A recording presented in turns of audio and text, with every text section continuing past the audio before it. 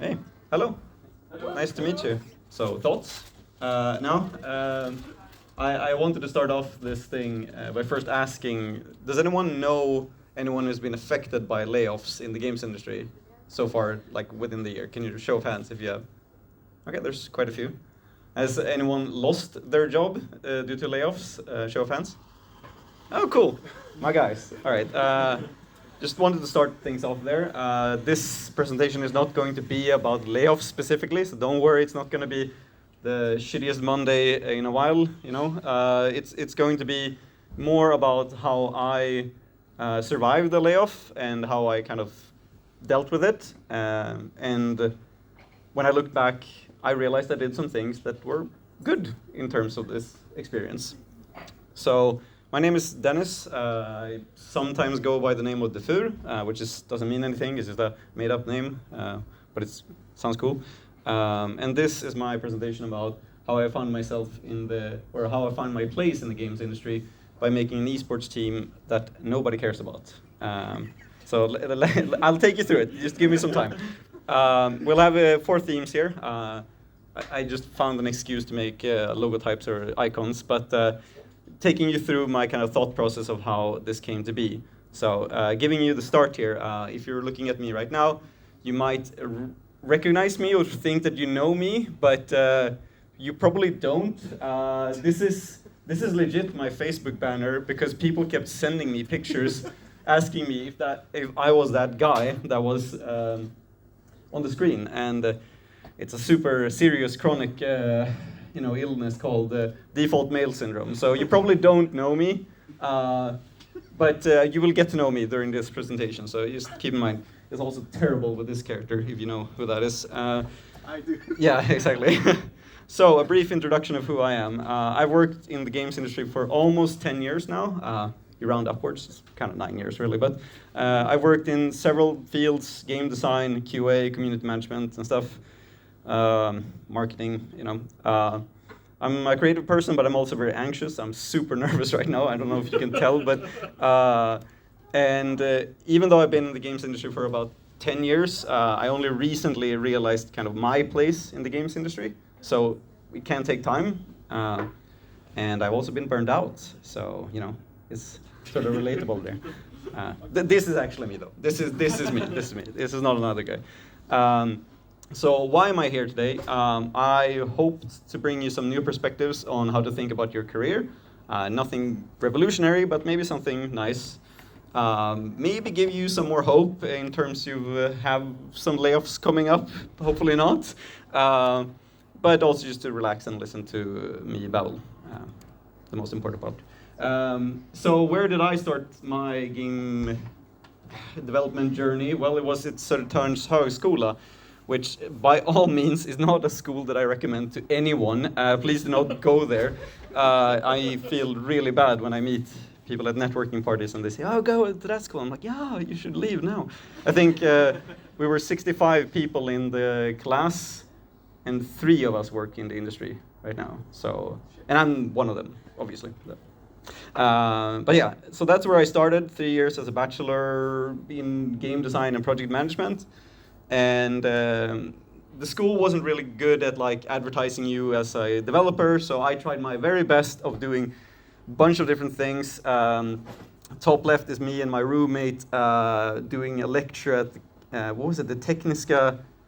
Technical Museum with legends in the games industry, and I was 20 years old and no idea what I'm doing. I was on Swedish television talking about the Swedish Game Awards. I tried to get the program to Comic-Con and all of these things just to kind of get myself out there, and this is actually not me. If you thought that was me, that's not me. That's just a random guy. He is actually from the Onion article that says that white 20-year-olds are taking over Japan by moving there, which is kind of funny, topical, but at the end of my studies, my internship ended up in Japan. So my first job was a game designer in Tokyo. And the reason I got, there's so many stories here, but I'm gonna try to keep it short here, okay? I was not very confident in myself that I could get a job in Stockholm. And I thought maybe I'm more unique outside of Sweden. So I applied for internships in Japan specifically to like 200 companies, and one of them said yes for some reason. So I moved there, started my kind of career as a game designer there, which led to other stuff. I started doing community management, programming, and like all of these things to get this mobile game going, basically. But as things had it, things didn't really kind of work out. The game wasn't doing that well. I wasn't really learning Japanese as I should have done. And it turns out that that's kind of needed when you're in Japan. So my options were basically become a daycare teacher or go back to Sweden. And so I went back to Sweden. The top left is me when I came to Japan. This is my apartment. It was 9.5 square meters. This is 1 year later. Can you see how much I've aged because of stress? I did not get much paid, I could reassure you of that. So I came back to Sweden, couldn't really get a game design job. I failed a bunch of tests, and then I started working at Digital Inn, and people who were angry about their Apple devices screamed at me all day. That was nice. Eventually, I found another game kind of related job as QA at Toca Boca, which makes apps for kids. Super good place, actually. But not really what I wanted to do. I wanted to do something creative. I wanted to kind of make something. So was it over? No, it wasn't over, but it felt like that. And so when I worked at Toca Boca, I tried to figure out, okay, what am I actually good at? Like, what can I bring to the table to reignite my career, I guess. So I started, thinking while I was testing, yeah, I have a pretty good idea of how games work. I can learn systems and stuff. I can talk to people, and I like to mediate with others, and I like to help them when I can. This is kind of a shit list. Like, it doesn't really get you a job, right? Like, it's not that good. But when I tried to kind of refocus it into, okay, like, what do I want to do? Like, instead of thinking of what I can do or what I've done. I wanted to connect with players. I thought it was a really fun thing to do, like through games, connecting with other players. I wanted to help others being seen. I don't really like being seen myself. That's why I'm so nervous right now. But it's really fun for me to show others and give them a spotlight. And I get really passionate when I can use this kind of creativity to make something, create something new that someone likes. So, not really a job, but like at least I have some path. Like I can work with this, kind of. This is me playing Jump King, by the way. This is I don't recommend that either. But my reality during this time was that this is AI, by the way. Again, not me. This was my reality-ish. I was testing the games at Toca Boca every day. Didn't really know what I was doing, but it was a job and it paid, and I was in the games industry. Until one day, I saw the Nintendo Switch reveal in 2027. This is not AI generated. This is the real presentation, where they show the console and the first games that they were going to release with the Nintendo Switch. And one of the games that they announced there was ARMS.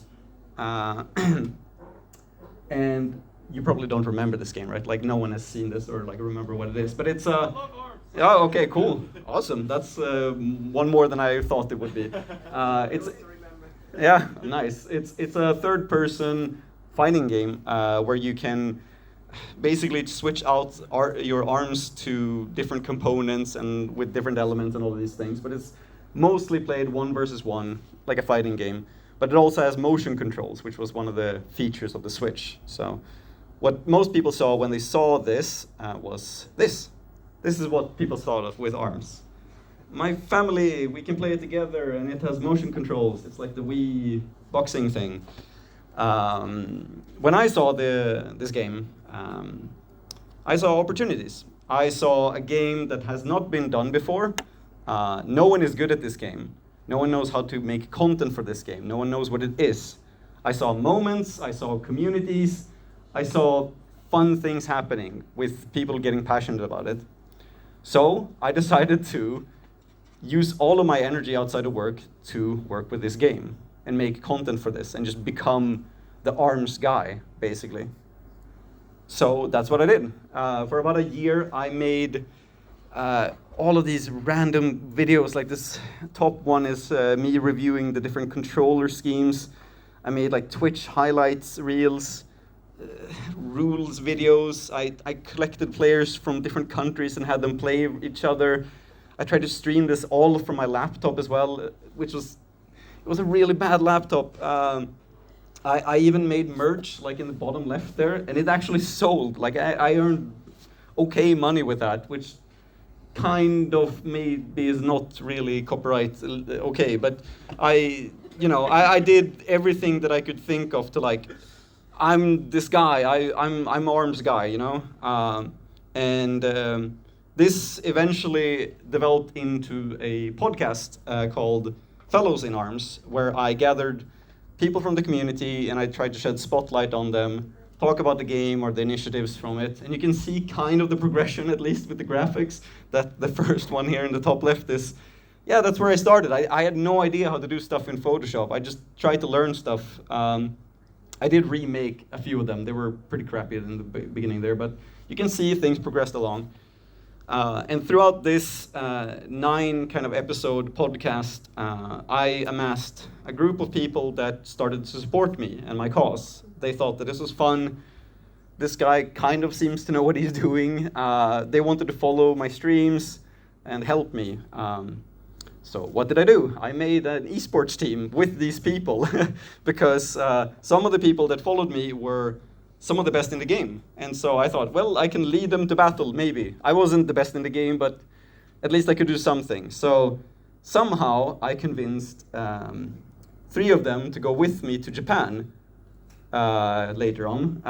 But first, also some other stuff. Yeah, I did the community awards for other things. I interviewed Japanese players. I hosted an online major tournament. It had like 140 players and like a prize pool with like commentators in different languages and all of these things. Like it just kind of started becoming out of control. But the pivotal moment that when it became real was when I went with these teammates of mine to Japan and we played in the Evo Japan tournament. And just to kind of show you the kind of variation here is like we have the usernames, of course. Meow, he was 14 years old from Pakistan.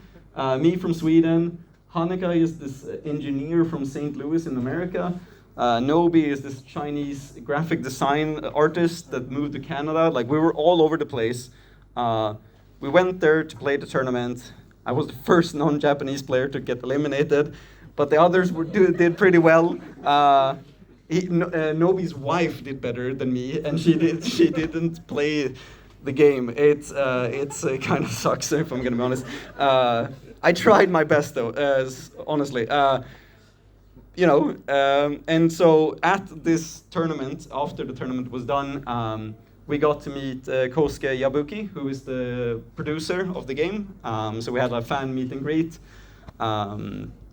And I was so nervous. I was like, holy crap. I get to meet my, like the creator of Mario and Zelda. That was my guy, I went up to him and I tried to say in Japanese that I'm honored to meet you. And he just cuts me off and says, I know who you are. I've seen your streams and I watched your tournament. I was pretty pleased. This is honestly my reaction. Like there was, I think my girlfriend at the time took photos. It was pretty crazy to realize that like all of these weird things that I'd just been trying to make to be seen had been seen by one of the top dogs at Nintendo for some reason. So that was pretty wild. But if I only talk about the good parts, then everything sounds nice, right? There were some bad parts about this kind of lifestyle as well, and I wanted to paint a picture. Again, using AI, you can obviously tell by the ravioli on the floor here. I'll get to that. My daytime job was QA from 9 to 5. And then after I went home, I spent all of my time making everything about ARMS up until usually 1 or 2 a.m. I usually forgot to eat dinner, so I lost a bunch of weight. I forgot. I lost several friends because I stopped talking to them. I didn't meet my family for like 2 years because I was just doing arm stuff basically. And the moment here is I was waiting for a video to render on my shitty laptop, and I went to the kitchen to make dinner, and I opened up my empty fridge, and the only thing I had in the fridge was a can of ravioli. And I was like, okay, sure, I need something to sustain myself.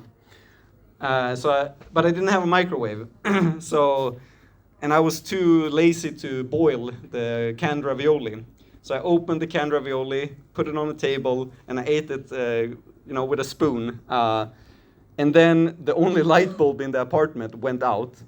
So I sat there in darkness, eating cold ravioli. And at that time, the only thing I could think about was, I think it's like 57 minutes left of the render. So I think maybe I can do something. It's like, I did not think about the reality until about 2 years later. So not everything was great. And I realized that was pretty much where I burnt out as well, because all of these moments happened. And I realized I need to finish this. Like, I can't continue doing this. So the big thing that we decided to do was hosting a fundraiser to get all of the players together at the biggest tournament for ARMS in America. So we hosted this GoFundMe here in the top left. I, of course, paid my own trip, but I tried to get the money for everyone else. It seemed like an impossible thing to do, but we did all of these things. Again, content, selling merch. This one is the craziest though. I played in a tournament while I was streaming and commentating it while I was in the finals. So I was commentating my own match while I was streaming it. And I made this thumbnail and everything. It kind of was a bit of a crazy time, We nearly didn't make the funding goal until a CEO of an esports team in Japan again said, I saw what you did and I'm just going to give you all of the money. And so we all went to America to play in this tournament. And so here we are. This is the only time we've all met together. And we played there. I was the commentator because I was pretty shit at the game still. But they were good, and most of them went into the top 8. And this was beautiful. Like, I couldn't really realize that this was real until I saw these people in real life, and I was like, how did I get this now 15-year-old kid from Pakistan to America? He was there with his mom, and he's like, yeah, I guess he believes in you. Like, yeah, I guess so. Like, if he flew here, it's like, who are you? I'm like, I'm not weird. I swear, I'm just a guy. Like, it's so, weird. Yeah, but it was a nice weekend where we played all of these games and just hung out. I spent the next 6 months making a documentary about this entire process and like how this worked. It's still on YouTube. It's like a 41-minute documentary where I tried to gather all these memories that became very beautiful to me. But time passed, and after I did all of this content, suddenly a role somewhere in Stockholm popped up asking for a content designer at an esports company. And they're like, yeah, we're looking for someone who can make videos, interviews, like all of these streams for esports. I'm like, yeah, that's what I've been doing for like 2 years. So I got the job at G-Loot and started working with all of these other esports games, PUBG, Auto Chess. Nobody remembers Auto Chess. Yeah, thank you. And then, like Apex Legends, Valorant, all of these big tournaments. Like this top one, we went to China in Shanghai to host that. And yeah, it kind of became another thing. But after a few years working with this, I kind of felt disconnected to the games industry because it was only esports. It was all about the money, tournaments, all of this thing. It was never about the player, really. So one day, I applied for a community manager role at Resolution Games. and they wanted to put me on this game called Blast On. And this game was a game that was 1v1. It had timers. It had the best of 3 rounds with the health bars, customizable loadouts for each player. It sounds kind of familiar, right? It sounds pretty familiar, right? Like, it's exactly the same components of ARMS. So when I started working there, I didn't even realize when they put me on this game, I'm like, oh, I actually know how this works. Like, I know exactly what I'm supposed to do. So the next 2 years, I spent a lot of time making content for this with the backing of a game company. I made these like Nintendo Direct type videos. I made an esports league. All of these things for this game specifically. I had a blast. It was a ton of fun. But then the layoffs came. Eventually, the layoffs came for me as well. There were some good times. This was kind of like a simulation of the day of the layoffs for me. It's actually just me drinking like a vitamin drink, but the feeling is there for the day. And most of my team got cut. Like the entire marketing department got slashed. Like 1/3 of the company got removed. This is the company picture, by the way. This is CEO lying there on the gravestone. It's kind of funny in hindsight. But so this happened, and how did I deal with this reality? Well, I did get a dog like the week after, so that was not a good plan on my end. But when I started to apply for jobs again, people actually started reaching out to me. And it was the first time people wanted to hire me.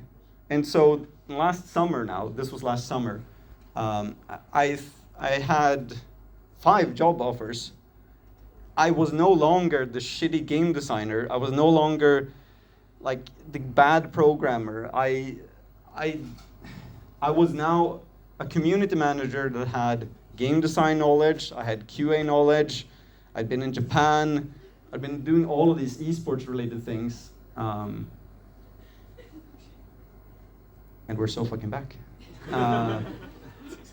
And I started to realize that like all of these components that I've done and been a part of in the past actually had meaning. Like I feel like I can probably survive a layoff. I don't want to survive another layoff, but I could maybe. And it hasn't been a waste of time. So the quote I wanted to leave with you is from the late Iwata, who said, "No part of my experience has turned out to be a waste of time." That's the last page of his book. So that was that. Thank you for listening.